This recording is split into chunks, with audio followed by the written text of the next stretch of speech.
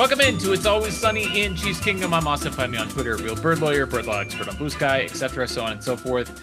Here with me, as always, my co-host Taylor at Taylor_Wit on Twitter. IASIC, IASICK. It's Always Sunny in Chiefs Kingdom on Blue Sky. It's the Super Bowl. What's going on?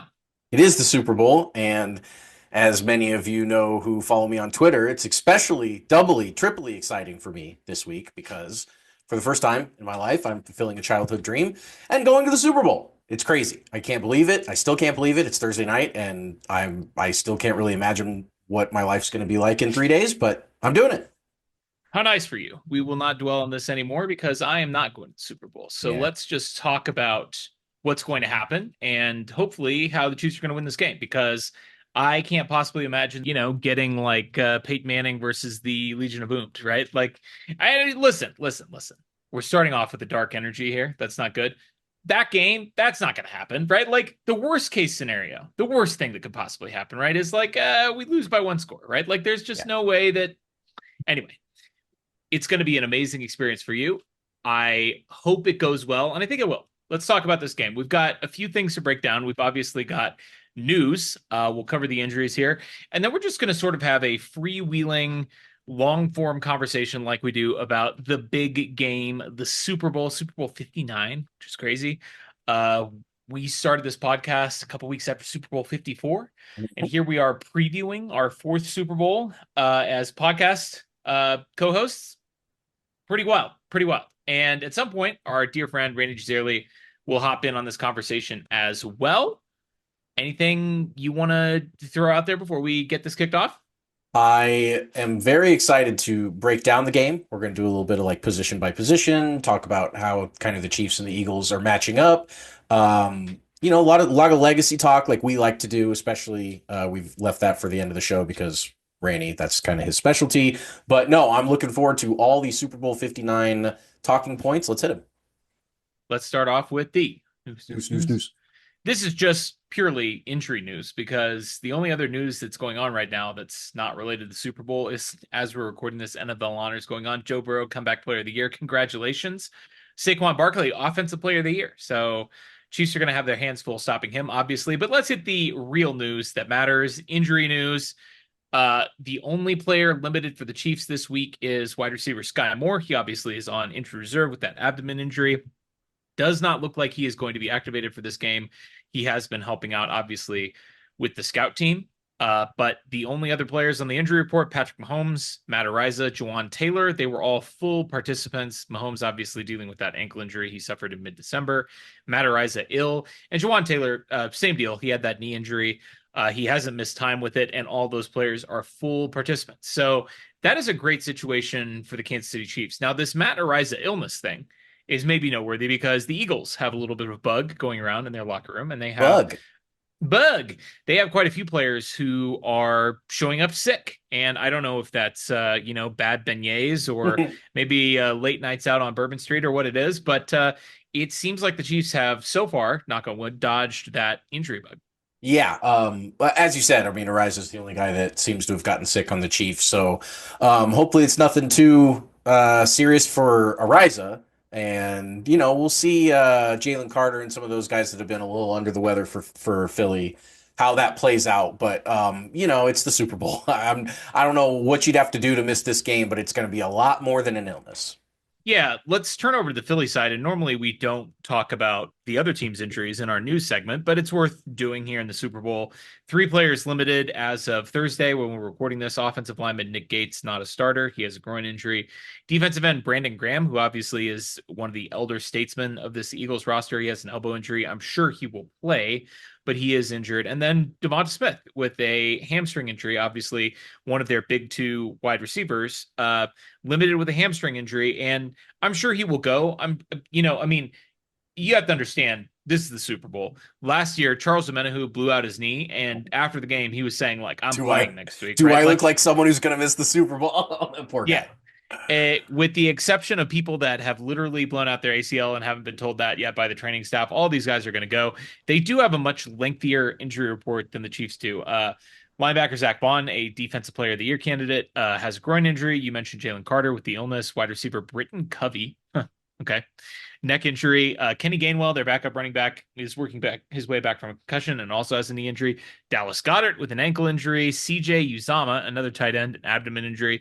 And then Landon Dickerson and Cam Jurgens, the guard and center for the Eagles, are both working their way back from back and knee injuries, respectively. And those guys all played in the championship game against the Commanders. But, these are significant injuries. And even though they're able to go through it and obviously will be out there on the field against the Chiefs, it certainly pays to have guys who, even if all of these guys are going to play, it's obviously a little bit of an edge for the Chiefs to have a shorter injury report than the Eagles do. And I was thinking about this today. I was rewatching Super Bowl 58, in anticipation of us doing the podcast and just, taking a little stroll back down memory lane. And I I know that this wasn't really a pre-existing injury thing. But the Niners obviously suffered a very significant injury in the middle of the game, and they won't stop talking about it. Fred Warner talking about it this week, how they lost the other linebacker during the game. And I don't know. I mean, you just never know with football. It's such a physical game. You're in the last game of the season. It just is. It can't be hurtful to have a shorter injury report going into this game than the Eagles do. Yeah, I mean, we've seen the Chiefs go through the playoffs before injured, and sometimes it's worked out against these Eagles when with Pat on one ankle, they still figured out a way to do it. But obviously, against the Buccaneers, injuries were possibly the main reason, or certainly one of the top reasons why they weren't competitive in that game. So it is important, and this is something where the longer these seasons get, the regular seasons, you add the extra game, you do all this Right. stuff. It's just a freaking grind. It's just so hard to get through all of these weeks without too many casualties. And I mean, both of these teams probably would consider themselves very injury blessed right now, all things considered. The Eagles haven't missed any significant players on IR. They don't have any guys that they started at the beginning of the season expecting to have, be a contributor that isn't available right now.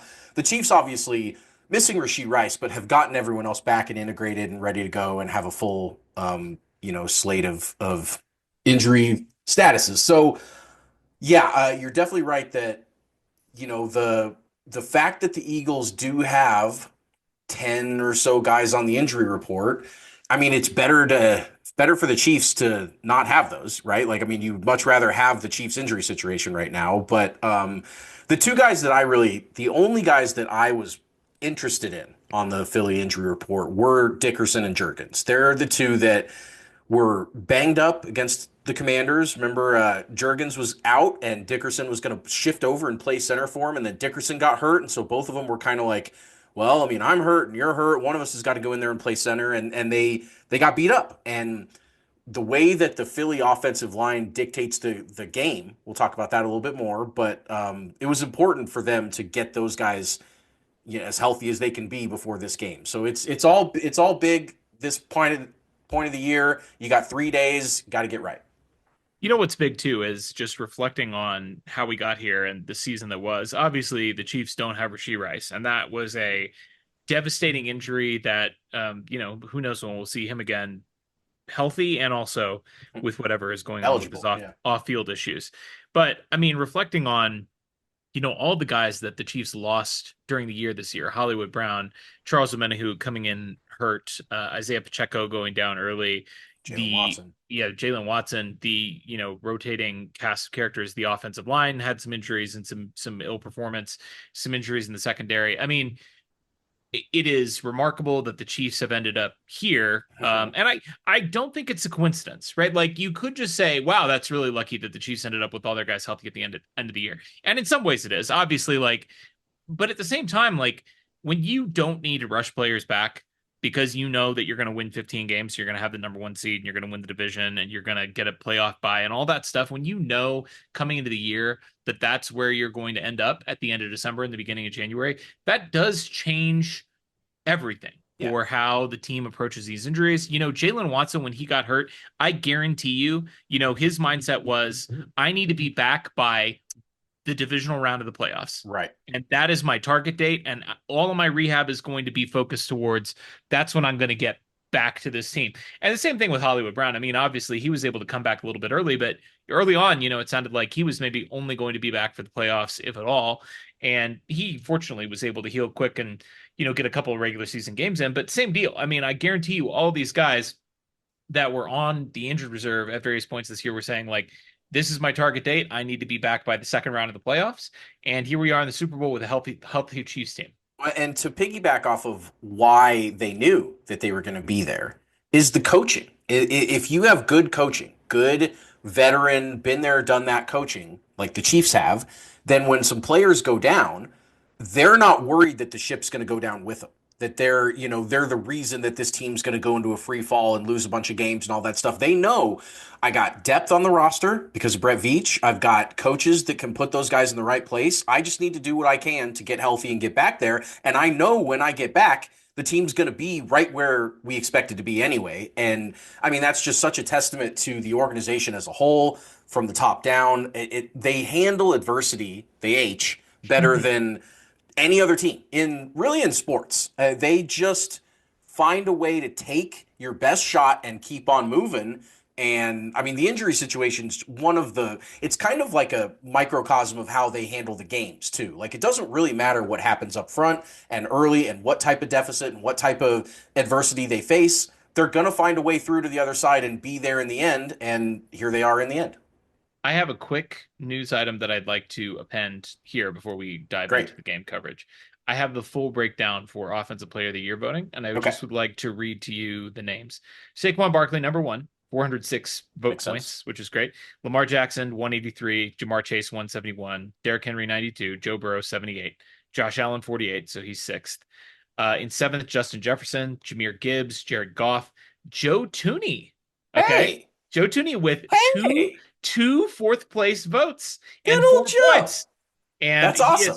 he is ahead of Josh Jacobs, George Kittle, Baker Mayfield, Amon-Ra St. Brown, Penny Sewell, Kyron Williams, Jaden Daniels, and in a three-way tie with Jaden Daniels and Jordan Mailata for last place with one fifth place vote, Patrick Mahomes.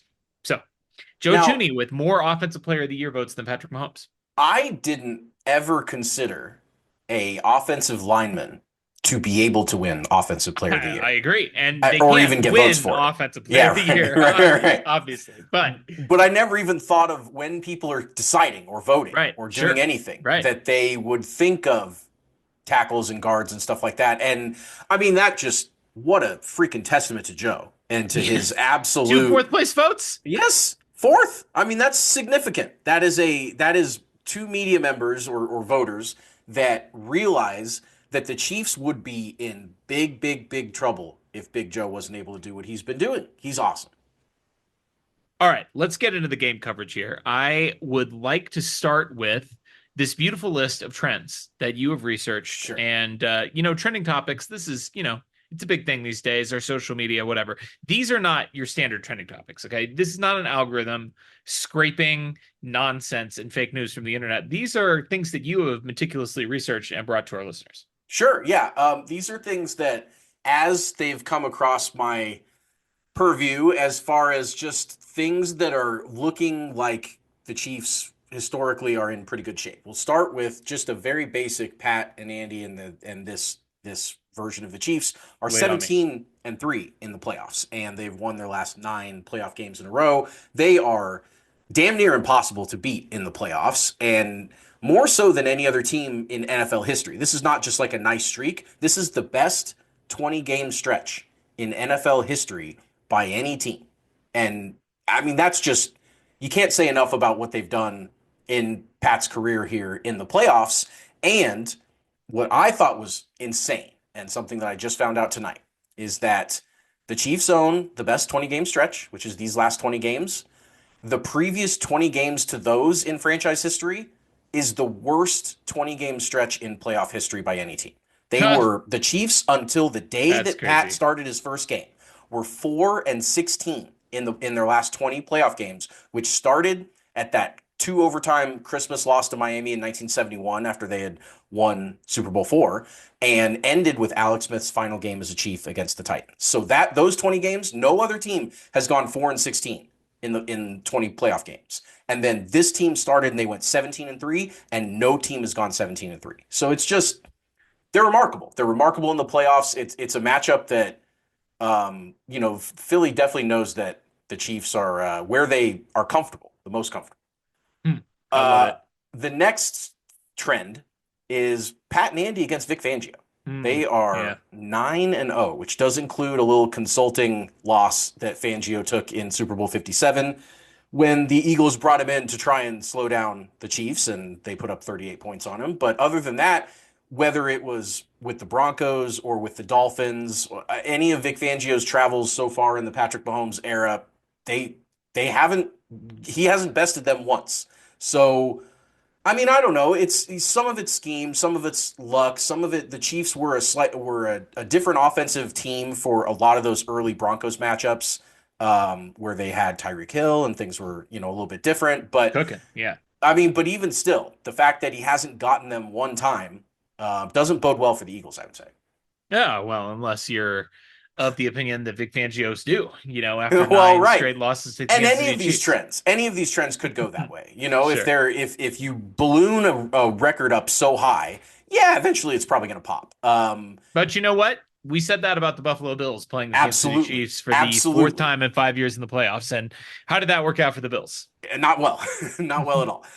The next trend is Pat and Andy are 12-0 in domes It's in ridiculous. Patrick's career, which is hilarious. And there's two dome teams in the AFC West, of course, with the Chargers and the Raiders, and that's worked out pretty well in Patrick's time. And then, I mean, just generally, he won a dome or won a Super Bowl in Arizona in a dome, and just does really well. Scores a lot of points. I don't have those numbers in front of me, but is not afraid to go out there and put up video game numbers in a dome. So 12-0, pretty good here.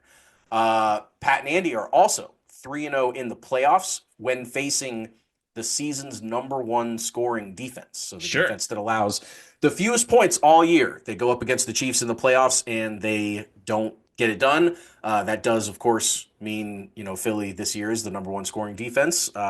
Chiefs will try and make that 4-0, and then another trend. Whenever Super Bowl rematches happen by the same pair of coaching quarterbacks, Hmm. each time the team that won the first matchup 3-0 in the second matchup. So Now, do you Andy, have those? That one of them would be Cowboys Bills, I assume. I What don't have them in front of me. I probably should have Cowboys Bills because they were back-to-back Super Bowls. That's correct. Eli Brady, Eli Brady, and that was Belichick and Tom Coughlin both Tom Coughlin, times. right? So definitely that one. The third one probably there was, I think, if I remember right, a Steelers Raiders. No, that's AFC. Maybe one of those 70s like Steelers Cowboys. I think it was Steelers Cowboys. They had back to backs or close to it that had the same coach and quarterback. But so the team that won the first one, 3-0 in the second one, pretty good. Pretty good. Pretty Pretty good good. sign here for Pat and Andy to get it done again against Nick Sirianni and Jalen Hurts. This one's funny. I can't believe that this is a thing, but nobody in the history of the NFL has ever lost a regular season game to Kirk Cousins and won the Super Bowl in the same year. That is just bizarre. Eagles, of course, I bring that up because the Eagles did lose one of their three games in the regular season. Was to Kirk Cousins and the Atlanta Falcons in a dome against Atlanta. So that's Huh. How oh, about that that? game might have been in Philly. Actually, I remember watching that game. That was in Philly. But yes, never lost to Kirk Cousins and won a Super Bowl. So Eagles are trying to become the first team to do that. Finally, the last trend I have is that Andy Reid is 32-7 with extra time to prepare his team. That does not include week ones, I believe. It's just bye weeks, mini buys, playoff buys, that type of stuff. And Super Bowl buy is one of those. So Andy Reid, pretty good with time to prep. Basically, that's his superpower of any coaching superpower. Off a bye week is pretty hard to take him down. So those are the 8 trends that sure feel pretty good for the Chiefs. Yeah, I love that. These are hilarious. I mean, some really big one-sided numbers too. I mean, 9-0 against Fangio, 12-0 in a dome. Yeah, The Kirk Cousins one has got to be, really I funny. mean, that's I don't know how many teams that would affect, but I mean, Everybody he's ever beaten has everybody never he's won ever the Super beaten in a Bowl. season. So, yeah, I Yeah, mean, we're talking about 50, 60, sure. 70, 80 games. The best app for your big game party is Underdog Fantasy. Underdog is the best place to cash in on all your takes during the big game. Which players are going off, which ones are ice cold. Make your entries in just a few taps. With their pick'em game, you could win up to 1,000 times your money just by choosing higher or lower on player stats like yards, touchdowns, interceptions, stuff like that. They've got all your favorite leagues, teams, and stars to choose from. You can even create entries mixed and matched with multiple sports at the same, or you can go all football picks. Cook up some entries for a shot to win a real cash prize while you watch the big game. Underdog is the only pick'em platform that puts the power to cash out in your hands. Now you can either keep riding with your entry or tap the win now button to cash out whenever you want. Underdog is the best place to play pick'em. I'm going to make my picks during the big game, and Patrick Mahomes has 30 and a half rushing yards is the higher or lower. I am slamming the higher on that. I think he's going to use his legs like he's continued to do all playoffs and go over that. And then Saquon Barkley's line for rushing yards is 114 and a half. Give me the lower on Saquon Barkley. The Chiefs have been great against star running backs and running back ones throughout the season. And I think they're going to hold. I know Saquon's had a great year, but I think they're going to hold him under that 114 and a half line. I don't know how much under it, but I don't see him going nuts in this one. So download the app, sign up with promo code Kingdom, and deposit now to get up to $1,000 in bonus cash instantly. That's promo code Kingdom. Must be 18 years or older, 19 or older in Alabama and Nebraska, 19 or older in Colorado for some games, 21 or older in Massachusetts and Arizona, and present in a state where Underdog Fantasy operates. Terms apply. Void in Colorado. Concerned with your play? Call 1-800-GAMBLER or visit www.ncpgambling.org. In Arizona, call 1-800-NEXT-STEP or text next step to 53342. In New York, call the 24/7 Hope line at 1-877-8-HOPE-NY or text HOPE-NY to 467-369. Well, let's turn to the matchups for this game. And joining us now is friend of the show and our playoff correspondent, Rany Jazayerli of The Ringer. Welcome, Rany. Thank you guys. I'm pleased to be the playoff correspondent because that basically means I'm a full-time member of the show, right? I mean, That's great. That's you're great. basically the co-host, and I will say, Randy, this is the first time that we have had the opportunity to share the podcast in a couple of weeks. So very glad to be joining you here. So let's start with the first matchup in this game that is probably the biggest mismatch of any of the matchups in this game, and that is the head coaching matchup. You have in one corner Andrew Reid, probably the greatest football coach of all time. And in the other corner, we have Nicholas Sirianni. Yeah, I mean, I think of Sirianni as like the chief vibes coordinator for the Eagles. That's good. Um, I don't mean this as an insult. I'm not entirely sure what he does in terms of, you know, the play-by-play kind of management of the game. Like they have two good coordinators, right? And Kellen Moore and Vic Fangio. And Sirianni's there to just like inspire the team. And I mean, to his credit, they went 14-3 this year. They were what, 2-2, and people were Mm-hmm. questioning whether this team was on its way down. And then they've lost, one game in the last 5 months. So he's doing something right. But yes, I would rather have Andy Reid in my corner than Nick Sirianni. And the 2-2 start was on the tail end of a epic collapse last year, where they had a great start to the year and they lost I forget what it was, six in a row or something. I mean, they really, really nosedived at the end of last year. And so you're right, he started off 2-2, and there were calls for his job and all that stuff, and that was after he had already made a Super Bowl a couple years ago, and now he's back, and now they've been on a heater, and I mean, vibes coordinator is a good way of putting it, because it doesn't really seem like he's all there like strategically, like mentally. I mean, maybe that's just perception, but he had one of the worst introductory press conferences of any head coach of all time when they hired him. Just aimless and really, really ADD with kind of some of his answers there. But he's got him back here, and there is something to be said about a coach that can take a team to a Super Bowl two times in 3 years. Now it's not three in a row, and you're not going for a three-peat and all that stuff, but it's still a testament to what the Eagles have built with him. But clearly, Andy Reid has the big advantage here. He's on the Mount Rushmore, and as Austin said, gunning for GOAT all time with head coach. So yes, we all agree in this first matchup, Chiefs huge advantage with Andy versus Sirianni. Yeah, I mean, I think Andy Reid against basically any coach in football right now would be a mismatch.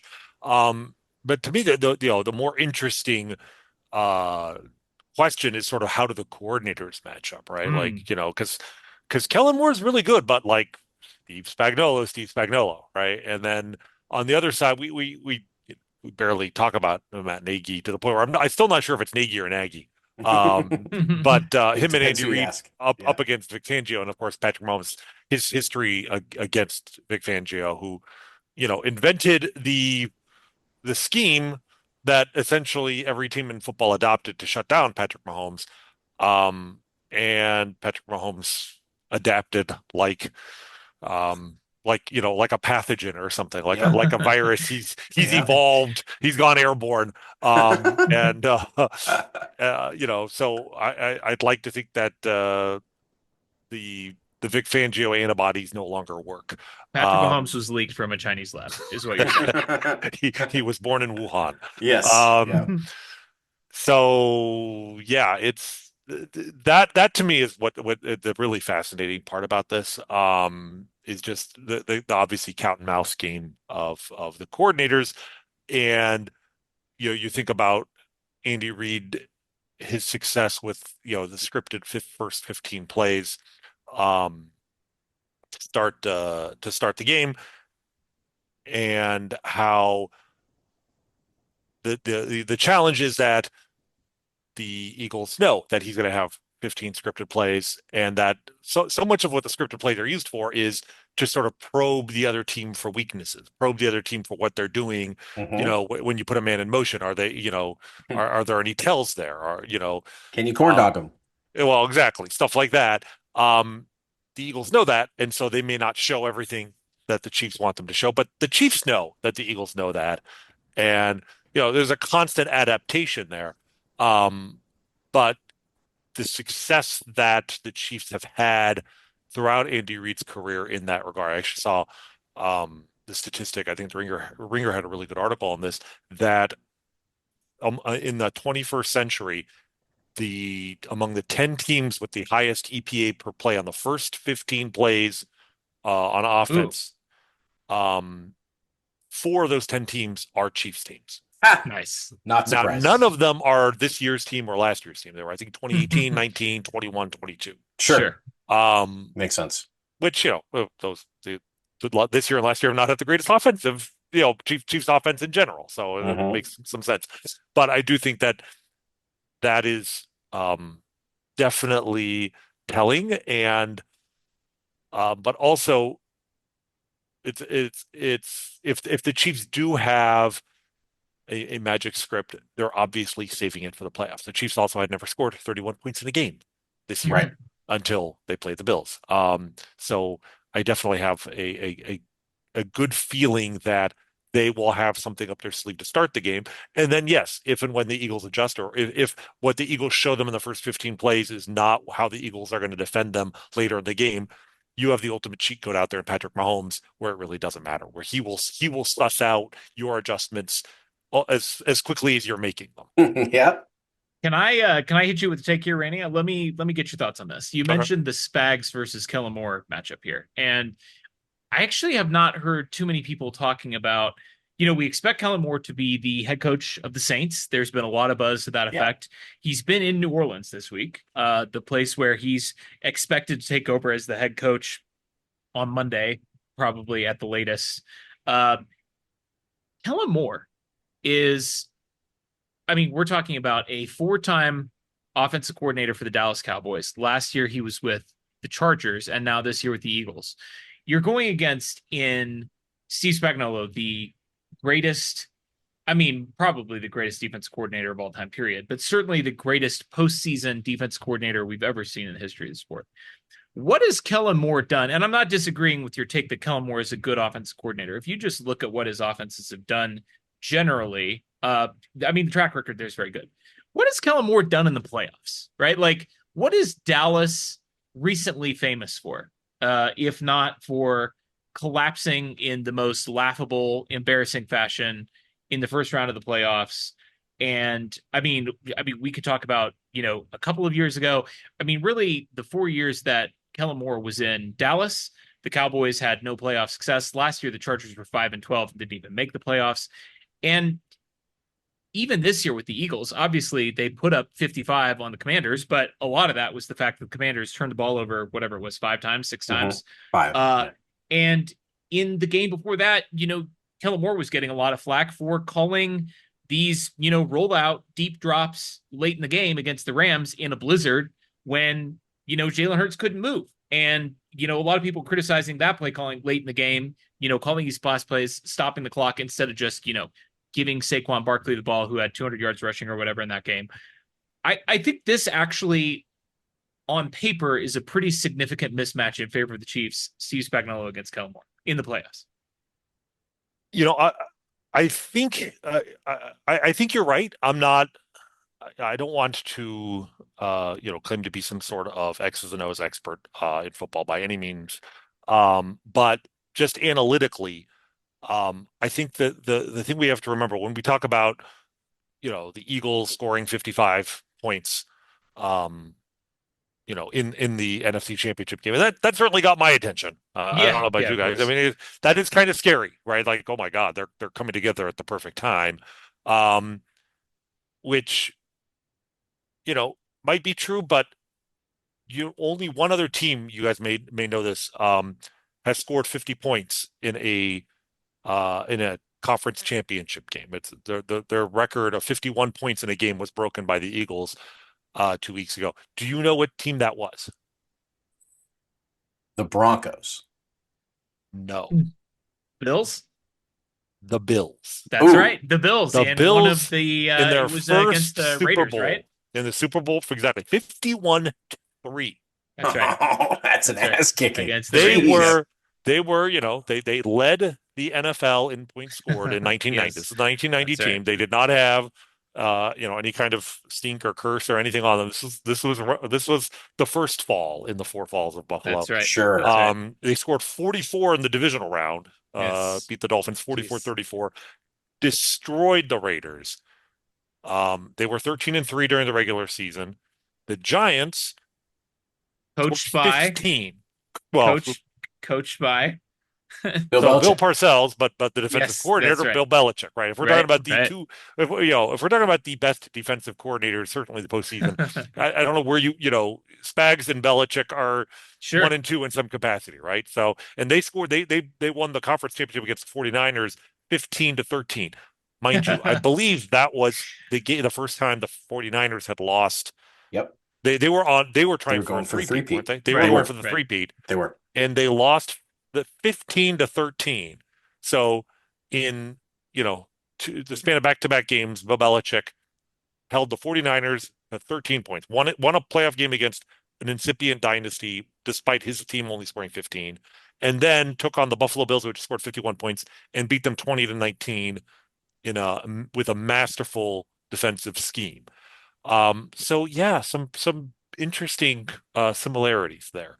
The 55 definitely got my attention, like I said, but it doesn't mean they're unstoppable. It may just mean that they lucked into playing a team in the NFC Championship game that was a year ahead of schedule and just wasn't wasn't that good. They got there because they got to play up a Lions team that was decimated by injuries.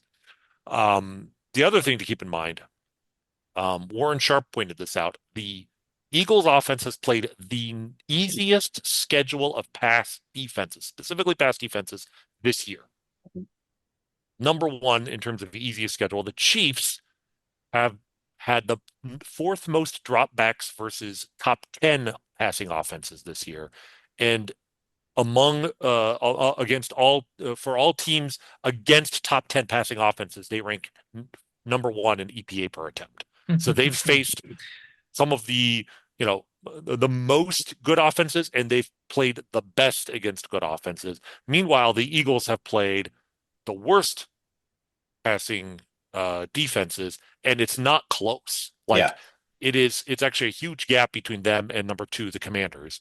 Um, so this is if you're looking at the analytics, looking at the data, this is one of the best data points in favor of the Chiefs. The Eagles just they haven't seen a defense as good as the Chiefs defense is, whereas the Chiefs have seen offenses as good as the Eagles offenses. Well, and Yeah, not only that, Rainey. I mean, consider the fact that not only are you have the Eagles going against the worst slate of opposing pass defenses, they also have like the best run game in the league.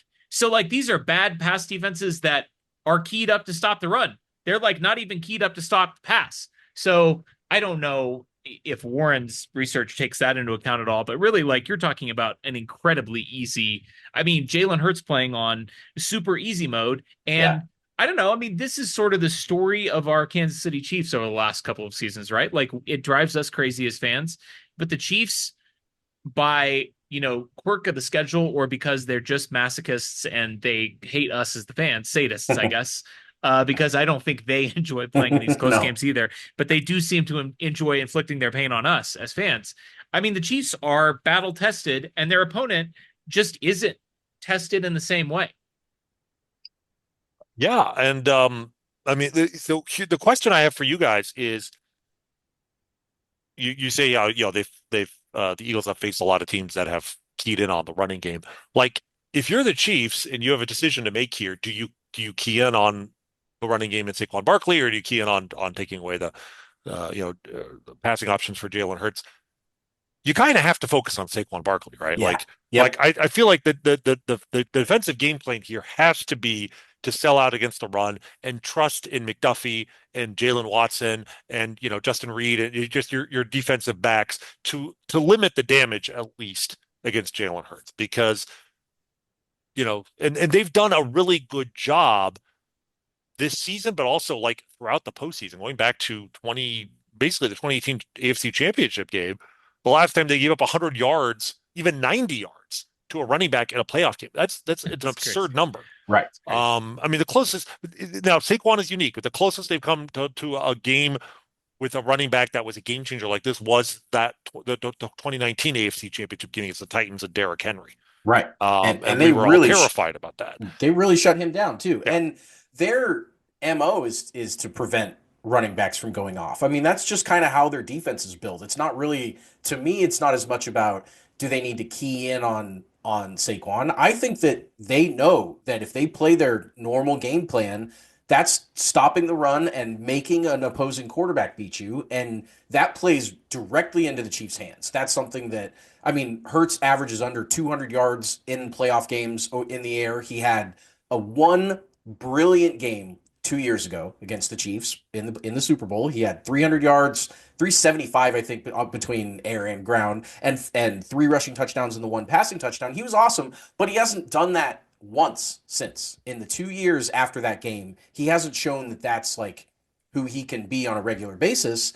And the Chiefs, I mean, like you said, there's running backs just don't go nuts against them. They just don't. Now, some of that, I think, is also that when other teams see the Chiefs on the other side of the field, they freak out and they pee their pants and they do stuff that they wouldn't normally do, and they make their quarterbacks throw 40 times because they know they got to keep up with Mahomes. And I think some of it's just intimidation. It's just that the Chiefs are the Chiefs, and the other teams all feel like they need to go out there and put on an air show or they're not going to be able to hang with them. And I think that Sirianni being the kind of emotional, not quite, I mean, I don't know if he's going to handle this well. I think they're going to all do the same type of stuff and push the passing game to the limit, and I think that way benefits the Chiefs.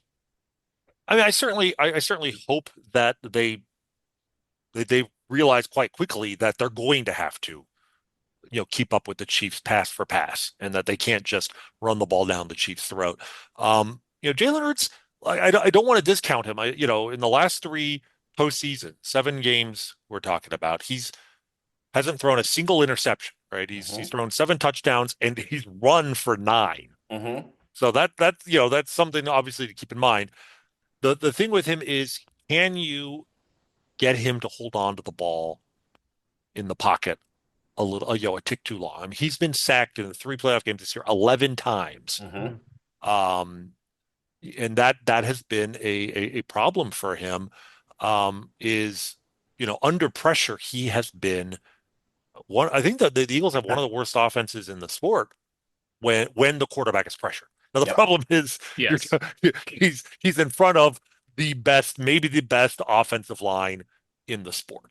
And especially the tackles are just absurd. Like if you took their tackles and our interior offensive line, um, you would have the greatest offensive line in like the history of the sport. Um, and so much of this game I think is going to come down to how much pressure the Chiefs can get on the offense on their offensive line, especially because of course the tush push kind of lurks in the background here. And yes, the Chiefs did an incredible job with Josh Allen, but the mechanism of what the Eagles do with their tush push is different. Mhm. Quietly, one of the most important players in this game might be Mike Pennell. Mhm. Mm. All right, just on The on focal fourth and point. one, just this incredibly big body clogging up the middle. Can he make a difference, in those situations? And obviously, Nick Bolton might earn himself a long-term deal. He might deserve a Hmm. long-term deal on the Yeah. basis of this one game. And obviously, last time these two teams played, he came very close to winning Super Bowl MVP honors. Sure. Not entirely because he was a great run stopper, but just serendipity. But it's guys that you don't necessarily think about as being crucial players who are going to have to come up big, but that's what makes the Chiefs, not just a great team with a great quarterback, but like an all-time dynastic team, maybe the best team the NFL's ever seen. Because like you think back to last year, and like Leo Chenal out of nowhere ends up being like one of the most important players in an overtime Super Bowl victory. Like it was guys you don't expect stepping up, right? And I think Yeah. was it Mike Pennell who just swallowed up Trent Williams on one play, and Yes, yes. Felix Anudike-Uzomah with like a shocking like was it a sack or a tackle for a Yeah, loss? TFL. Um, Yeah. so I just have a feeling like Nick Bolton and Mike Pennell might actually be huge keys to this game in short yardage situations. And then it's that, can they get pressure on the interior of the Eagles offensive line to get to Jalen Hurts? Because I think that expecting a lot of pressure from the outside is going to be difficult. So Chris Jones is probably going to be setting up in the middle more than on the edge, I would imagine, in this game. Before we turn to the offensive and defensive sides of the ball, I do want to briefly touch on special teams because obviously, as we know, the special teams matchup played a huge factor in the last Super Bowl between these two teams. And this is still somehow, even though the Eagles have turned over both of their coordinators, obviously both of them being hired away as head coaches after the 2022 Super Bowl, this is somehow a rematch. Michael Clay is still the Eagles special teams coordinator, has been since 2021. This will be the second chance that Dave Tobe gets to utterly humiliate him in a big spot. And you've also got two kickers in this game that are kind of at opposite ends of the postseason clutch scale. Harrison Butker against Jake Elliott. Jake Elliott has really struggled the last couple of seasons after a really strong start to his career. Harrison Butker, we know, has missed, one kick in the Super Bowl and holds the Super Bowl record for most made field goals. And here he gets an opportunity to extend his own personal best here. But this is a matchup that I feel like has gone a little bit overlooked. I mean, I've consumed all of the Super Bowl content that it is possible to consume. And I feel like not a lot of people are talking about the fact that the Chiefs special teams played a huge role in how this game ended up last time. Now, Butker did miss a kick in that game, but obviously you have the huge return by Kadarius Toney that set the Chiefs up for that touchdown and really got them in a position to win that game. And we're seeing a rematch here against, sort of the forgotten Hall of Fame coach on the Chiefs roster, Dave Tope, against Michael Clay and the fresh meat that is the Philadelphia Eagles special teams unit. Yeah, I mean it's a really good point. I haven't given a ton of thought to the special teams part because I don't follow the Eagles well enough to know the intricacies of their special teams play. But when you just look at the kickers, like Butker, had by his standards a terrible year kicking from distance. He only had two field goals from 50 plus. He only tried five, but 2 for 5 for him is bad. Mhm. Like Yeah. he's 30 of 45 for his career, 6 of 7 in the postseason. So 2 for 5 for him is notable, although we have extenuating circumstances. He kicked for a large part of the year with a wonky knee, and then at least part of the year with recovery from knee surgery to fix that wonky knee. And it's probably only 100% now, really. Like, but I feel like he's as healthy as he's ever been. And yet, having said that, he's still much better from distance than Jake Elliott, who was 1 for 7 this year. Yeah. Yeah. Actually, 1 for 8 if you count his one attempt in the postseason. Yeah. He has not kicked longer than 50 yards. Now, he has a history of doing a lot better. His lifetime uh, percentage from 50 or more, he's what, 27 of 44 in his career. Butker's 30 of 45.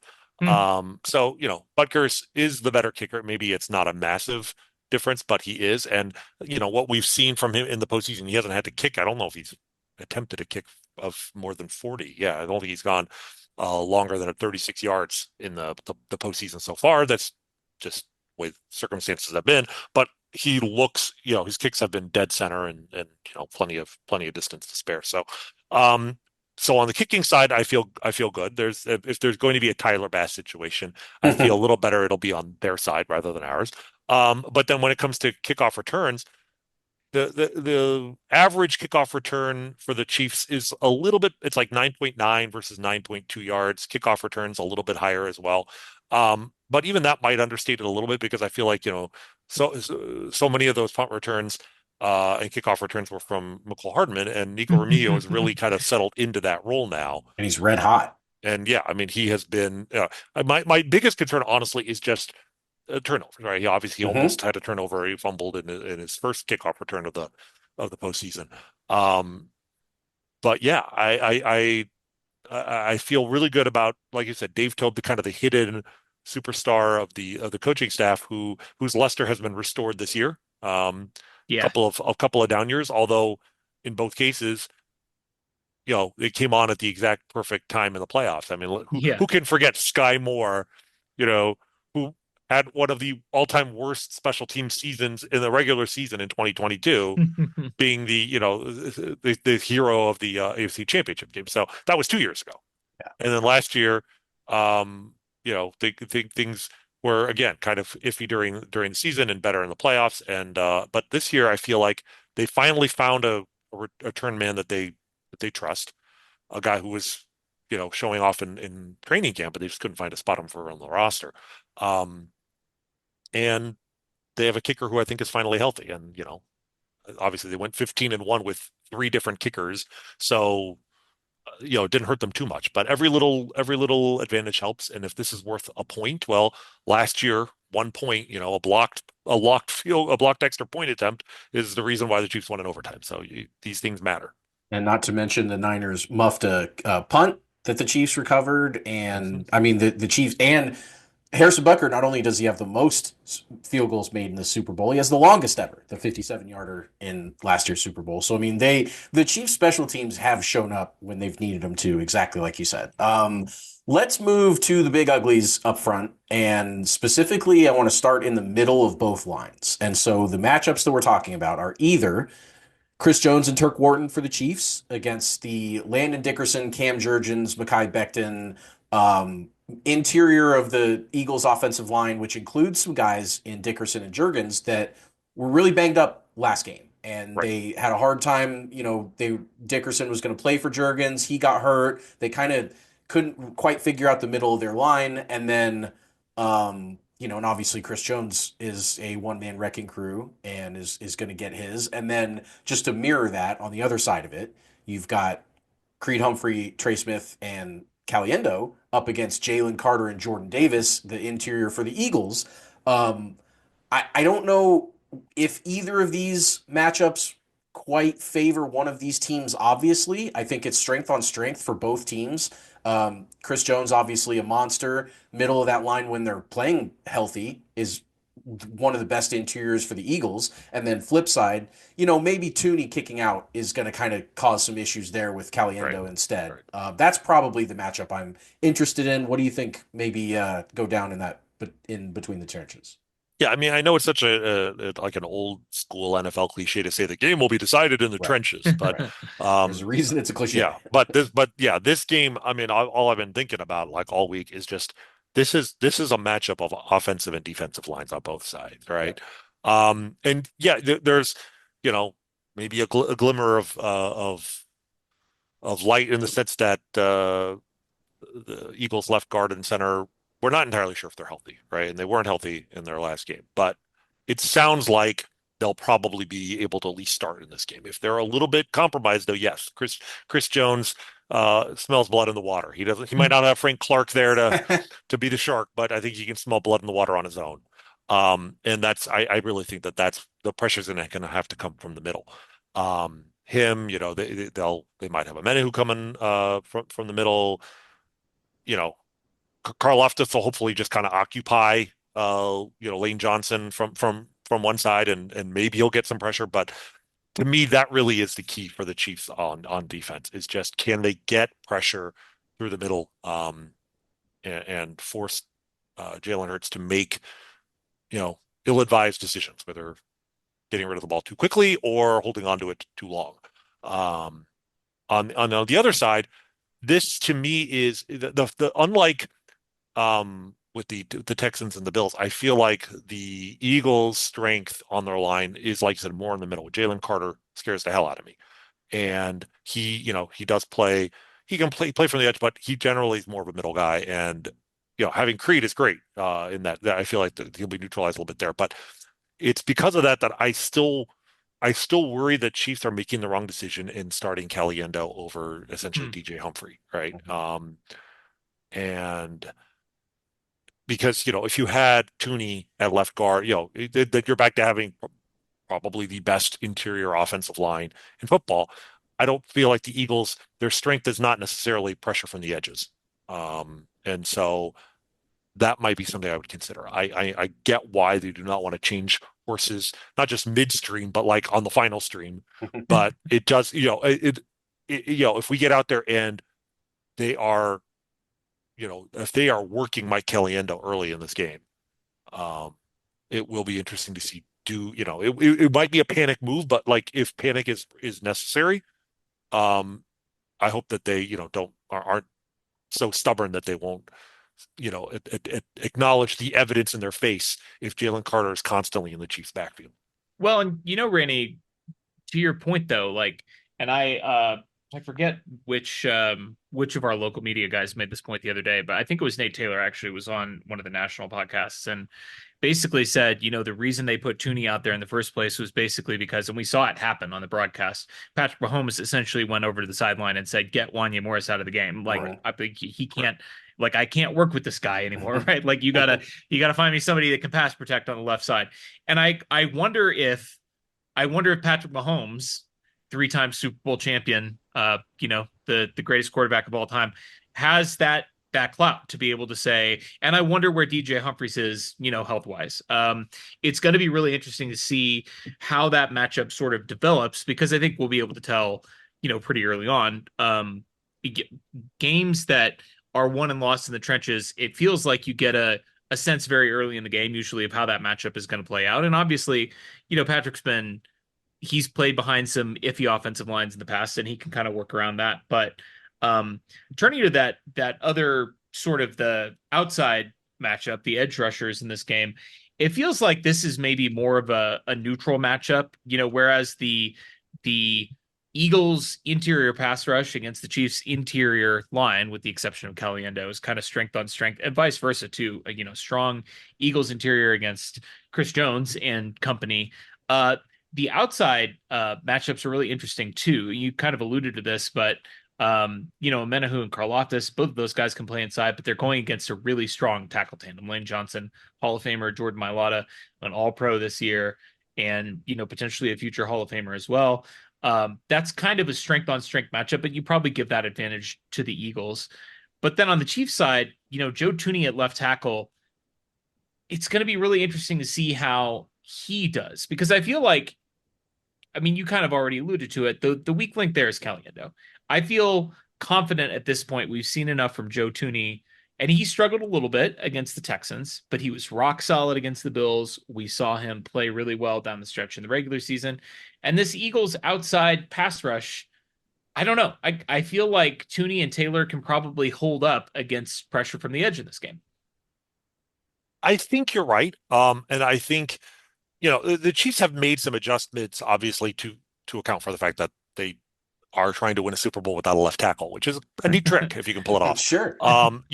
Patrick is, they've gotten his average time to throw down, to I don't know if it's the lowest of his career, but like, the correlation between him getting the ball out quickly and success is high. And they've definitely um made an effort to get that done. We're and in the postseason, I mean, we're seeing like, the RPOs, we're seeing the rolling pocket and stuff like that, to account for the fact that like Joe Tooney is great in the sense that he's not losing quickly. The reason why Patrick Mahomes went to the sidelines like get this guy out of here is because Wanye was losing immediately.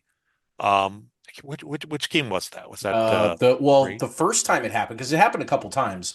The Bengals game early was Kingsley, and Kingsley was Right, that was losing Kingsley. Right, Kingsley late was a in bit that game, and they brought Wanye in, and that was correct. also like late in the game, and they were like, we got to change something. And then you're right, the one where he pulled Wanye, that was Was that Houston. That was the game before Houston, the Yeah, I was first gonna say, time was it the around. Browns game or was Well, it we even the didn't Chargers? struggle It might have against the been the Browns. Chargers It must have game. been the Chargers. It must have been But because they yeah, he barely was just won. like, yeah, we I don't think we could read lips, but we could. I mean, and Yeah.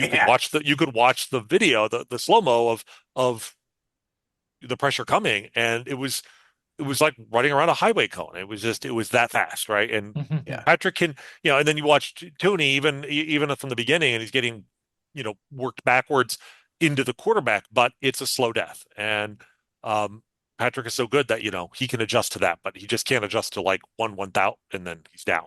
So um so yeah, I think that, from a pass protection perspective, having Tooney at left tackle is the safest option, and I think that's why they've done this, right? Mhm. And I think what'll be interesting, I know that you want to, establish your running game a little bit, but I really do hope that this is the game where they go, they pass early and often. A lot of times they pass often, but not necessarily early, and Yep. they use Kareem Hunt a lot, on first down. Early in the game to kind of establish pattern. Maybe you're doing some reconnaissance for how the Eagles are playing defense, but I just feel like in this game, uh, you know, I want the ball in the hands of my best player all the time, and Hmm. I feel like the matchups here value what the Chiefs passing game, right? And it's what the Chiefs do best on offense. So I really hope that we will see them take to the air even more than they normally do. And Andy Reid's always been ahead of the curve in that regard, but I feel like the league is kind of caught up to the idea that passing gets you more yards than running, so maybe you should pass more often than you should run. Yeah, But higher I so success rate, higher EPA, pretty much everything works better when you pass. Yep. right. That's And unless you're the Eagles, maybe not. Like, right. Right. but I'm sure their game plan is not going to be right. pass all the But time. Well, the Chiefs really need. I mean, I'm hoping for like a 75-25 split in this game. yep. And let's not forget, Joe Tooney has played in 4 Super Bowls. He has 5 rings. He missed last year's game against the Niners. He was out late in the year. But of his 4 rings, 2 of them have come. Oh, sorry. He's played in 4 Super Bowls, and 2 of those Super Bowls have come against the Philadelphia Eagles. He lost one as a member of the Patriots Hmm. in Yeah. 2017, and he beat them 2 years ago. So Joe Tooney's about to play in his 5th Super Bowl and have go get a chance for 3 of them to come against the Eagles. So let's talk about the running games quickly. Bolton, Tranquil, Chenal versus Saquon Barkley. Really interesting matchup of second level of the Chiefs defense against, the hottest offensive player in football right now. And then on the flip side, the kind of just blue collar Hunt and Pacheco against the middle of the Philly defense, Zach Bond and Oren Burks, who both had really nice years for Philly. Um, I know we all see this the same way as far as Saquon is how the Eagles butter their bread. He is the engine that makes their offense go. And on the other side, really Hunt and Pacheco are just there to not screw up. If we can not mention either of those guys' names, it's probably a good thing because that means they didn't fumble. Um, I, do you feel like the Saquon Barkley matchup enough has been made about how big of a deal that is for the Chiefs to stop? I mean, that's kind of the number one matchup of the game, I would think, right? I think it clearly is, and to me, it's the matchup isn't like Chiefs versus Saquon Barkley. It's Chiefs versus Saquon Barkley and this crazy offensive line. Fair. Right? That's the one thing that really makes me nervous, even more so than like with the Titans with Derrick Henry is um that line. I mean, maybe I've just watched too many highlights of them playing the Commanders, where it's like, every eighth play is like a 60-yard run Or from the scrimmage. Rams. He Um, destroyed the the Rams Ram, twice that's this right, year. right. Yeah. So, that's kind of scary. And that's the thing. It's like if you can hold him to 7 or 8 yards, that's okay, right? Like, Hmm. um, and so you don't normally think of like how good is your secondary at defending a running back? But like, Yeah, right. keep if Saquon Barkley gets through that first level, keeping him to even a 15, 20, 25 yard run, as opposed to taking it to the house, that's going to be a really big part of this matchup. Yeah, so I'm scared. That really to me is the wild card. I will say this is because of the nature of the Eagles offense and how it does revolve around Saquon Barkley in the year 2025. Um, I feel like people are um, underestimating the odds that this game is a blowout in either direction. Yeah. I feel like because Yeah. there is absolutely a scenario we have to be prepared for where the Chiefs cannot stop Saquon and the Eagles, get, just drive down the field and score 2 or 3 touchdowns in the first half. And, the Chiefs could certainly keep up with that. And we might get another 38-35 game. This is quite possible. But like if the Eagles offense is just unstoppable, then, any mistake the Chiefs make, any, that grinded out passing offense is, 15 play drives are hard to sustain, and they may end up trading touchdowns for field goals, and suddenly they're down 14 points in the fourth quarter, and they might come back, but they might not. Conversely, though, like if they can shut down Saquon and Jalen Hurts is forced to carry this offense and throw, and Trent McDuffie, sticks to, I don't know, Devontae Smith. I'm guessing he might be on Devontae. He might be on AJ Brown, but if he sticks to Devontae Smith like white on rice, and Jalen makes some mistakes and throws a pick, and suddenly, things go snowball downhill for the Eagles. Like this could be a blowout the other way. So like I feel like that is just an added element of chaos and randomness, um, that I don't think people are necessarily expecting for this matchup. It does feel a little bit simplistic, but it does feel like this game, just because of the nature of how these two offenses want to work, it, it would be great if the Chiefs, for the first time in like three playoffs, got out to a hot start. I mean, really, for the first time ever in the playoffs, right? Like, Yeah. I mean, they just love to dig themselves holes. And to be fair, the 2022 Eagles team put them in a 10-point hole, and the Hmm. 2022 Eagles offense did very similar things. I mean, the offense, the two wide receivers, the quarterback, the offensive line were all the same, and they had the Chiefs in a 10-point deficit and couldn't hold the Chiefs down in the second half of that game, whereas the Chiefs were able to get some stops. That 2022 team didn't have Saquon Barkley, and it certainly feels like the Chiefs could make their lives a lot easier by just getting a lead in this game and forcing the Eagles to throw the ball. And that's kind of the last matchup that we want to tackle in this game. Obviously, the quarterbacks and the receivers versus the defensive backs on either side. And it's going to be really interesting to see. I mean, we kind of already talked about it when we broke down, everything going on with the Chiefs offense under Andy Reid.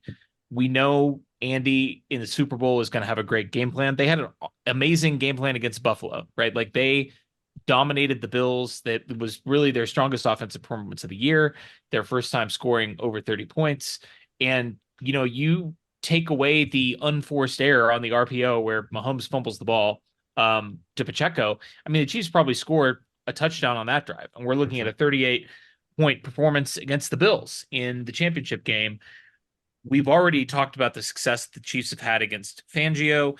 And I think, from a game planning perspective, you just historically cannot do better than Andy Reid coming off of the bye week. Conversely, and you already mentioned McDuffie, the passing game for the Eagles is so interesting because, I mean, you mentioned Jalen Hurts. Jalen Hurts if you just look at the box score and the stat sheet for Jalen Hurts, you'd say, well, this is a really good quarterback. And then you add in the fact that he's appearing in his second Super Bowl and whatever it is, 4 or 5 seasons as a starter. Second in the MVP voting a couple of years ago to Mahomes in 2022. This is a really good quarterback. But when you look at the way that the Eagles pass game is actually designed, it's it's simple. Like everybody will tell you that like this is not a quarterback who is doing a lot from a schematic standpoint, X's and O's, changing things of the line. He's not adding a lot to this attack from a mental standpoint in the way that somebody like Patrick Mahomes is. And, you know, the Eagles scored 35 the last time this matchup played out. I just wonder if Steve Spagnuolo with another chance at Jalen Hurts, and these teams don't see each other very often. Obviously, they played in the regular season in 2023. That came down to a botched Marquez Valdez Scantling would be game winning play at the end. Stop me if you heard that one before in 2023. Uh, but this will be Spags' third crack at Jalen Hurts in 3 seasons. And I wonder if he gets a bead on how to stop these guys. And, the receiver defensive back matchup feels pretty even. Sure, AJ Brown and Devonta Smith are monsters, but the Chiefs have got their horses, McDuffie and Jalen Watson, and then, the safety room has been playing really well. Yeah, I mean it's interesting because AJ Brown and Devontae Smith, were their top two receivers 2 years ago, and they're their top two receivers this year, and they still don't really have a third receiver. Right. Like, do you know who was third among wide receivers in receiving yards for the Eagles this year? Jahan Dotson? It was John Dawson. How many yards do you think he got? Oh, probably 250 or something. Like a 216 Ooh! yards. Wow. DeAndre Hopkins for the Chiefs got 437, more than Yeah. double. Yeah. And, joined the team like mid-year and only started, I think, 5 of 10 games. And, Yeah. and Was worked in pretty slow. yeah, And and was like on a we're pitch all count wondering because why they is he didn't not want to getting send the more pitch. snaps, Yeah. right? So, on the one hand, they're two terrific receivers, and they were terrific in the last Super Bowl matchup we played against these guys. But they're just two guys. Like that to me is almost why another reason why, you really the game plan should be focused on shutting down Saquon because Mhm. there's two guys you need to shut down that are the deep threats. Now, Dallas Goedert was also a monster in that last playoff game, right? He's And he's really still good. their tight end. And he's really good. To me, he might be the bigger problem because the Chiefs have a problem covering tight ends, Hmm. right? This is the flip side of the Nick Bolton equation, right? Yes, great against the run. Not so good against coverage against tight ends and No. other guys in the intermediate portion of the field. To me, that is kind of the scary thing. I do hope, like you said, it's not just Spags as getting another crack at Spags with 2 weeks notice. It didn't work out well last time at 35 points. Is one of the worst defensive. I don't know if it's the most points he's given up since he became the defensive coordinator in the playoffs, but the thing about that game was Jalen Hurts played out of his mind, Mhm. Yeah. right? Like he Right. was awesome in that game. If he plays that well again, we are in trouble. Like I can say that fairly comfortably. Um, he has not and his star was ascended even after losing that game. Like people were like, this guy is up there with the Lamars and Josh Allens and Joey Burrows of the world. I don't think that's where his reputation is now, in part because I don't think he's played that well since. Right. He's a good quarterback. He's not a great quarterback. If he plays like a great quarterback, and obviously with the running element, because I don't, did he run for 2 touchdowns in that game and threw for three, or Three. vice Ran versa? for three, threw for Ran for one. three, Four threw for total. one. Okay, so yeah, running for three. Um, and some of that is because when it's first and goal from the three, that's the nature of their game. But still, he was excellent. But that doesn't mean he'll do it again. And Yeah. I don't know if Spags will get burnt again. Spags, like you said, he knows exactly what this guy's capable of. He knows what those receivers are capable of. Hopefully, they'll have a better game plan. Hopefully, they'll find a way to shut down Dallas Goedert. Um, and yeah, I just feel like the Chiefs have a few more options in terms of who to throw to on offense. Um, in part because you know, they have Patrick Mahomes, who is as good at distributing the ball to 7 or 8 different guys in a game as anybody who's ever lived. So, I just feel like you know who to key on if you're the Chiefs. Right. And that gives you the luxury of coming up with some exotic or some kind of unexpected coverages, knowing that the goal is clear. You don't have to account for every last receiver.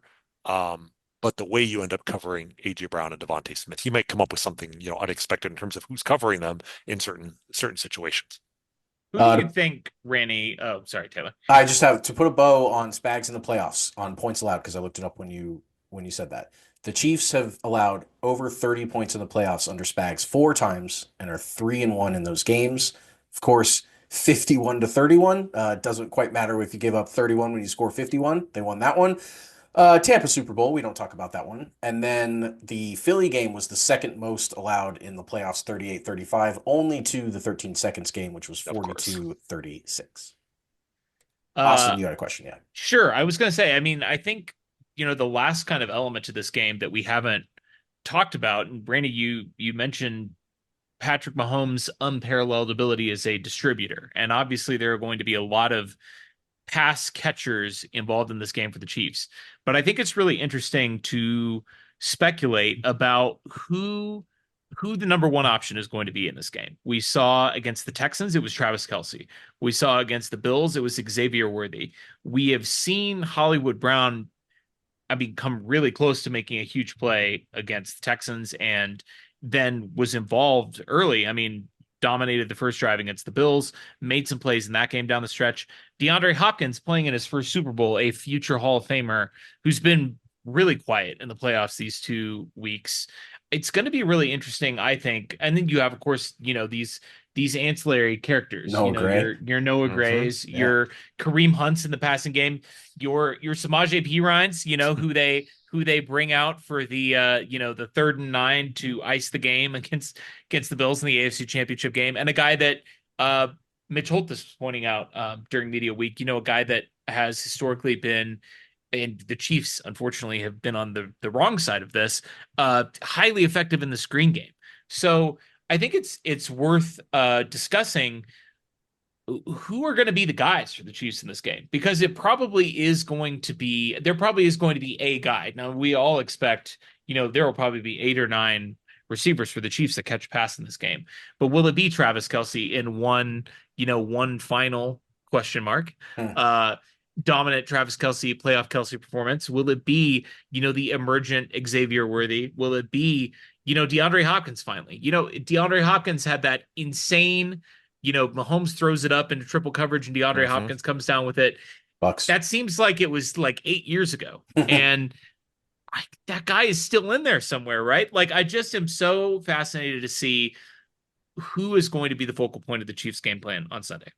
And in that entire long discussion, the name Juju Smith-Schuster, who Never. had 2 catches for 60 yards, Mhm. and Yeah, right. it was a huge part of that Bills game, didn't come up, right? Like Justin there Watson are. caught a 2-point conversion in that game. Well, that's right. I know. Thanks for reminding me because I'm looking at baseball Yeah. football reference here, and yeah, his name is not listed. Let's Yep. let's get that fixed, guys. Let's get Right. fix the kneel downs, and then we'll fix Two the points. receptions for 2 points.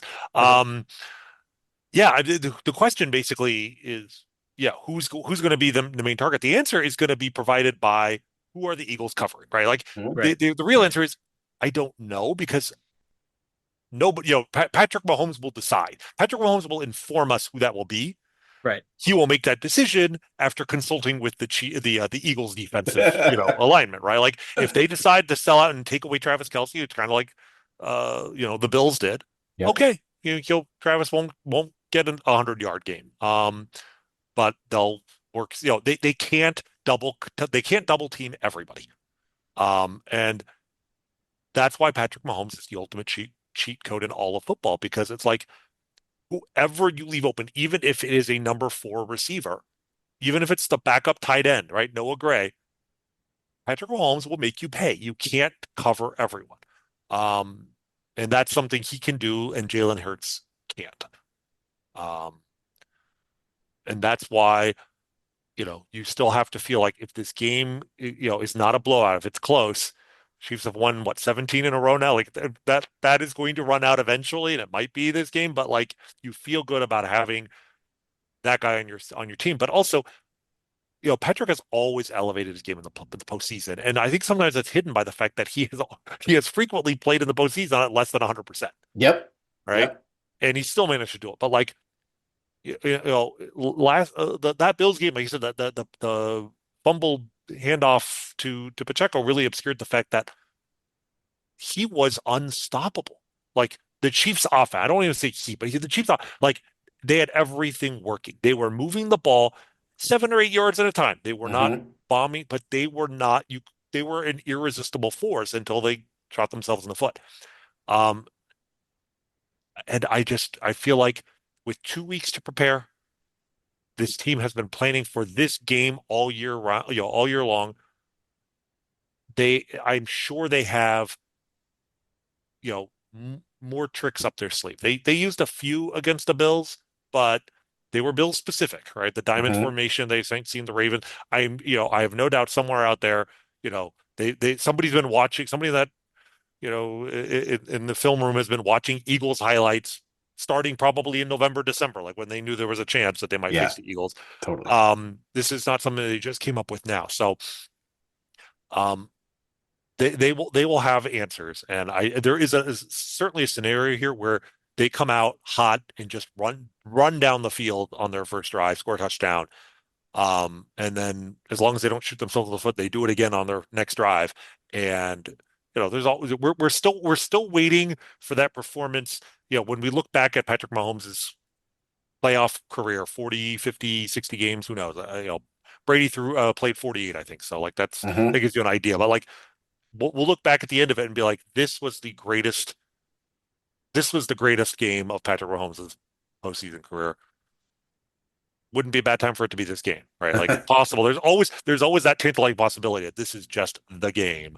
And he plays near perfect. And I don't mean 500 yards near perfect. Sure. Now Brady threw 500 yards against the Eagles in the Super Bowl and lost. Yeah. Yeah.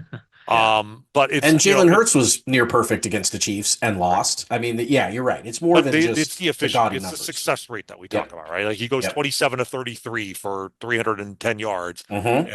but like they just constantly are getting first downs. And then it's just a matter of executing in the red zone. And I'm sure they have some tricks up their sleeve for that. And obviously they absolutely schooled the Eagles in that department. With the same play twice.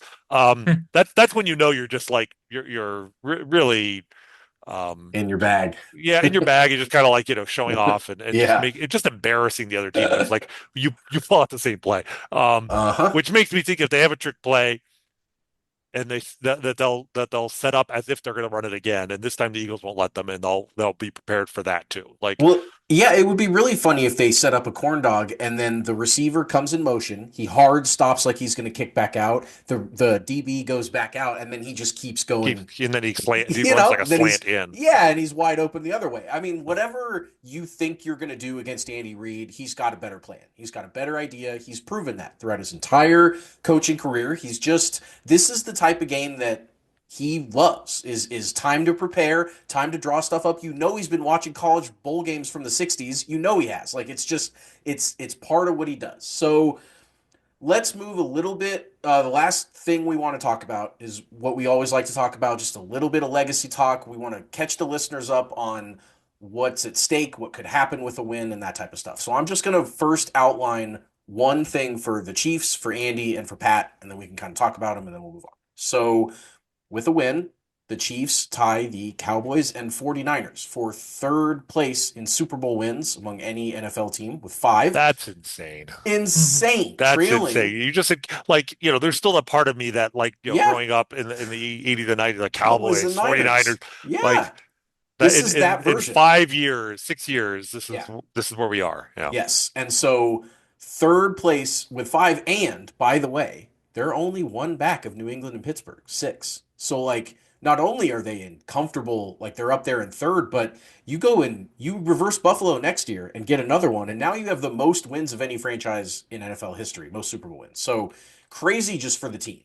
Um, for Andy Reid, he, with a win, ties Chuck Noll for second in Super Bowl wins as a head coach with four, of course, trailing only Bill Belichick, who had six. really starts to put pressure on Bill for greatest coach of all time. He's already putting pressure on him, but you go up and right now you have half. You're at 3, he's at 6. You really got to keep taking a bite out there. And so being able to get up to his fourth and having no one in front of him other than Bill is a big deal. And then finally Well, just for yeah, go ahead. I was gonna say, well, to me, what's even more impressive is it'll be his 29th playoff victory, Mm. Yes. and Bill has Yes. 31, It's Yes. right? And crazy. and It's Bill crazy. has 30 with the Patriots, one with the Browns, whereas Yeah, Andy right. Reid can be like, I won Split them. with yeah, I think Well, he's probably had more with the Chiefs now. Yeah, he's Yeah, covered 17 with the Patrick. Chiefs Yeah, and 17 will be 18, but like 12 with the Eagles, right? So, uh-huh. Uh-huh. he's got, or actually only 10 with the Eagles, but still, that's He nine more got one than with Alex too right. because oh, the that's right. Houston Yep. game. Right. But So yeah, yeah, yeah, yeah. You're right. It'll be his 19th win with the Chiefs if they win, and then 8 to 10 more with the Eagles. But the point is 20. I mean, he could catch Belichick next year, Next year, right? And not in even have playoff to win the victories. Super Bowl to do it. I Right. mean, just Right. yeah, he's a machine. Clearly, he leads both franchises, Eagles and Chiefs, in career victories going into this game, which is hilarious and crazy. And he's ridiculous. And then another Mahomes will tie Montana and Bradshaw for second in Super Bowl wins with 4, trailing only Tom Brady 7. He will have arrived. I mean, at the one stop to go on the trail to being the GOAT. It's past or tie with Montana and Bradshaw. Ridiculous. He's 29. Obviously, no one else has won 4 Super Bowls before the age of 30. Brady was at 3. Um, just a ridiculous pace by Mahomes, ridiculous longevity by Reed, and ridiculous that the Chiefs went from the Chiefs for our entire lives, having won Super Bowl 50 years ago, horrible in the playoffs, to being on the podium for most Super Bowl wins if they get this one. The thing about about Patrick, I think, the focus we've had on Tom Brady, I think, has made it easy to kind of lose sight of the fact that even if he loses on Sunday, but certainly if he wins,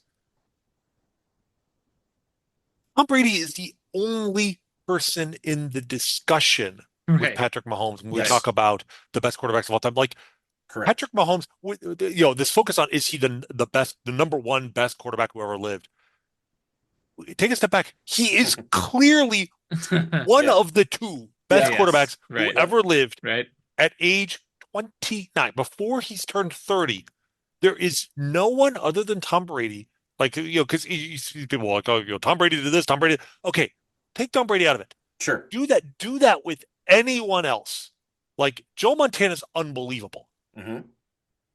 You put Joe Montana's playoff record or regular season record up Yeah, against Patrick Mahomes at this point, and it's like, career accolades, anything. yeah, I'm Not. pretty sure Patrick is better, right? Yep. Peyton Manning, Hmm. longevity, okay, sure, right? But like, and at his absolute peak in terms of statistically, Peyton still actually has, his 2004 is good, if not better than Patrick's 13. 2018. Like, Oh yeah. fine, but like the playoff disparity is so big Hmm. that I think most people, and then just talk about fourth quarter comebacks, Patrick's performance on third down, Patrick's performance, the last 5 minutes of the fourth quarter and overtime. I don't know how much of data we have for all of Peyton Manning's career on that because a lot of that data is not really available more Right. than 15, 20 years ago, but we have at least some. But Patrick is so off the charts there that like you can. I think you come in front of a neutral arbiter and make the case Peyton Manning versus Patrick Mahomes. I think most of the time they're going to pick Patrick Mahomes Yep. right now Yep. I agree. before he turns 30. Like it's absurd. It's absurd.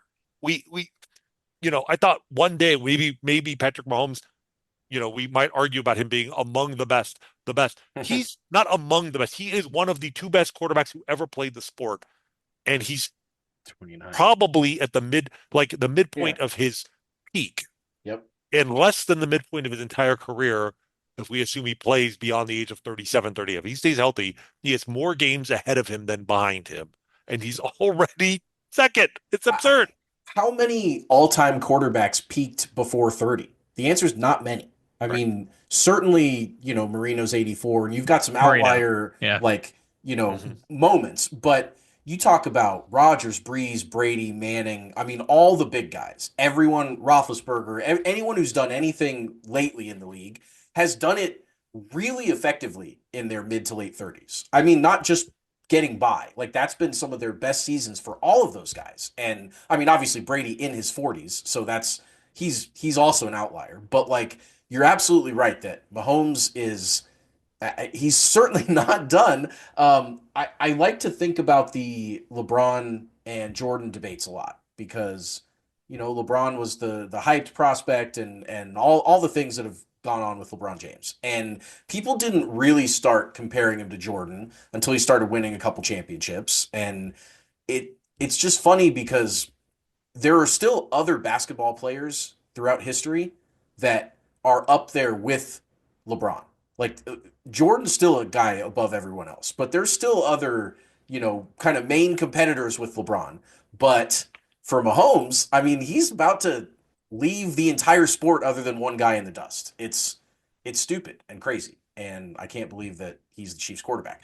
Let's end with this. Let's end with Travis Kelce. Just to recap where he is, we've been talking about it all playoff run, but just want to update the listeners on the playoff trifecta or triple crown or whatever you want to call it. Kelce is already first all time in playoff receptions with 174. Second place is Jerry Rice with 151. So he's already 23 catches above Jerry Rice, which is That's stupid. crazy. He's second all time in playoff receiving yards with 2,039, which is 597 yards ahead of third place. So he's 600 yards clear of Julian Edelman, and he's 206 behind Jerry Rice's 2245. I do not believe we are seeing a 206 burger in the Super Bowl, so he could still dangle that in front of him to chase and come back next year. And then he's second all time in playoff receiving touchdowns with 20, five ahead of Gronk, and two behind Jerry Rice's 22. What do you think we're going to see out of Kelce on Sunday? Yeah, this is what he lives for, right? Like I think he will be as good as the Eagles' game plan sort of allows him to be. Um, just in the sense of, if they choose to double team him constantly and let Xavier Worthy and DeAndre Hopkins and Hollywood Brown, a lot of options the Chiefs have if they do. So, I mean, a good question would be, do you want the Eagles? Like, as a Chiefs fan, do you want the Eagles to key in on Travis to the exclusion of everyone else or not? I Sure. kind of almost want them to because he'll still find a way. But at the same time, if they play like they are, Vic Fangio teams, he likes to play zone. He likes to play kind of straight up with, pressure with four and then zone. And Kelsey is the ultimate zone beater in that sense. Um, so we might be in for a big game from him. I have a feeling that we're going to see maybe nothing transcendent, but like six catches for 90 yards, something like that. Like the yards per reception are probably going to be higher than it's not going to be, five catches for 26 yards. It's going to Mm-hmm. be there's going to be a lot of, there's going to be some yak here. Like this is it. Like regardless if he comes back or not, like there is no other game for 7 months. So um and it's the Super Bowl. So I don't know how much like the statistical legacy matters. Like I don't know if he knows 206 yards to catch Yeah. Jerry Rice for.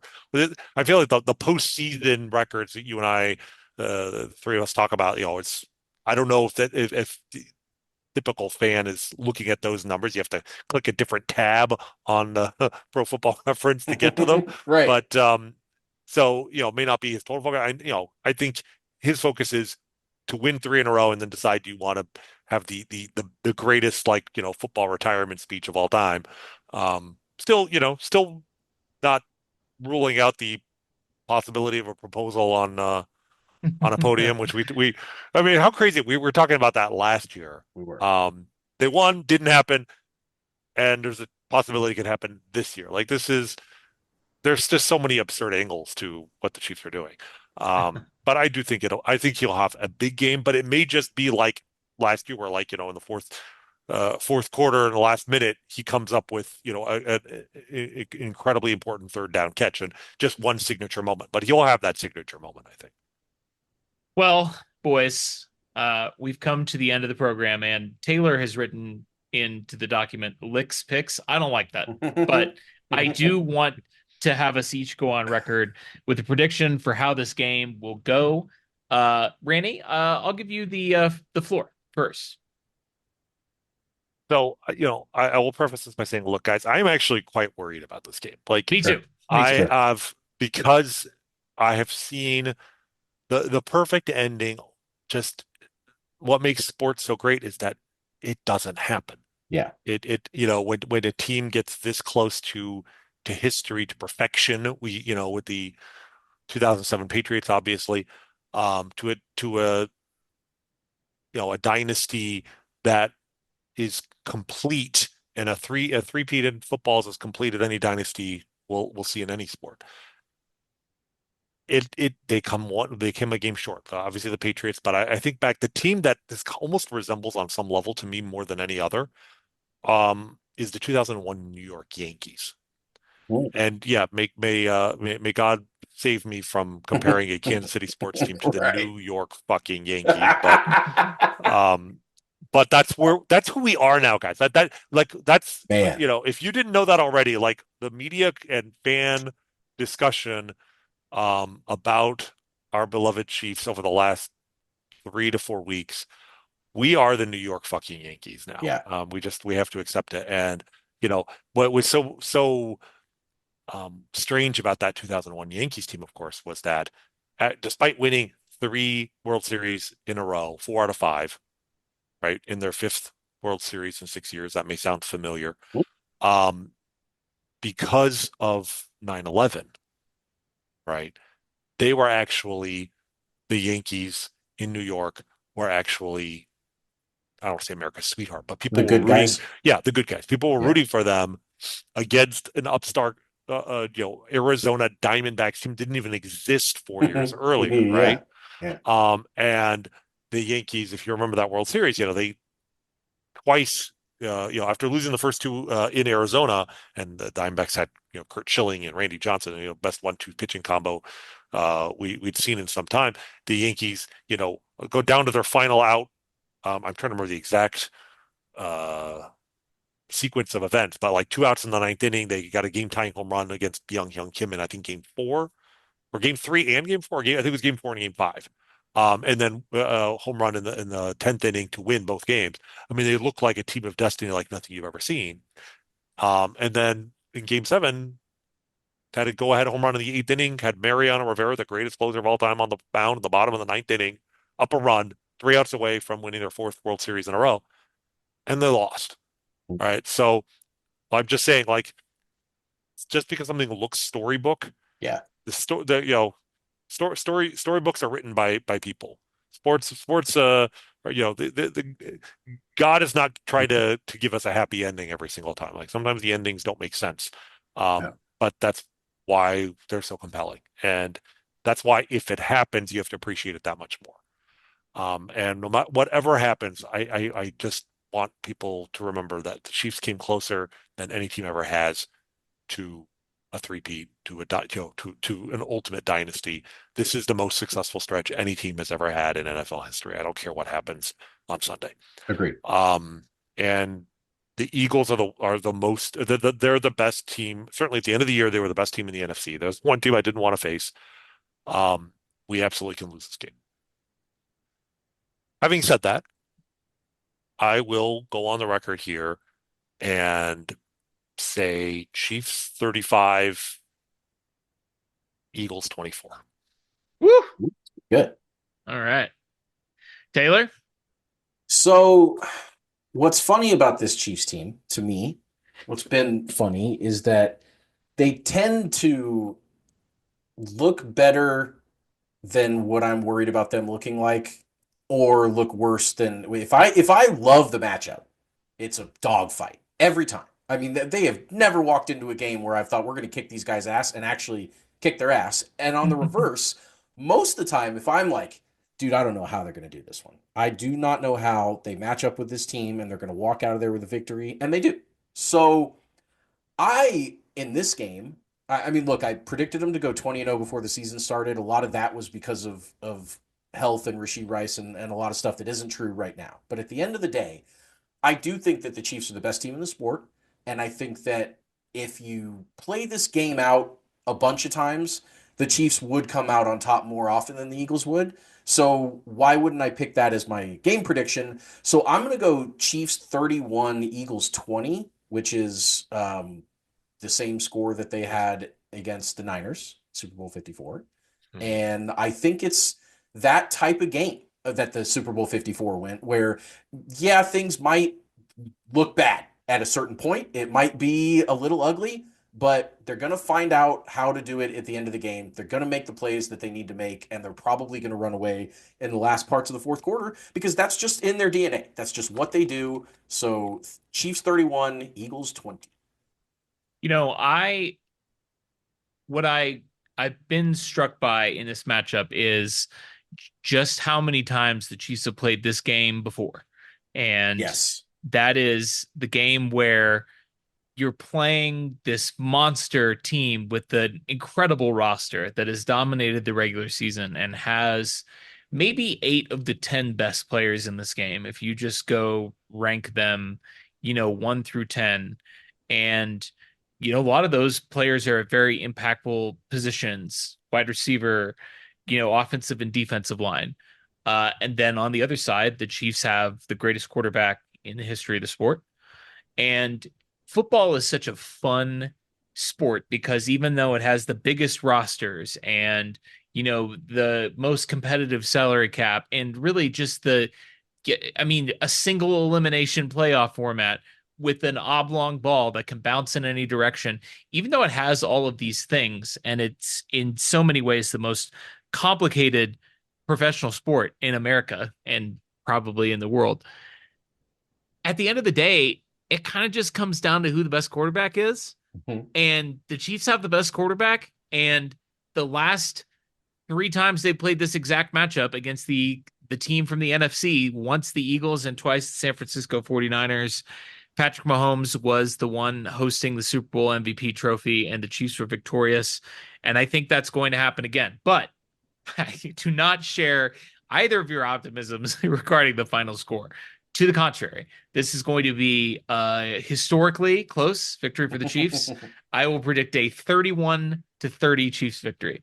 And I hope and desperately pray that I will be joining the both of you for an emergency podcast on Sunday night with the Chiefs as 3-time, three-peat Super Bowl champions. It's always sunny in Chiefs Kingdom.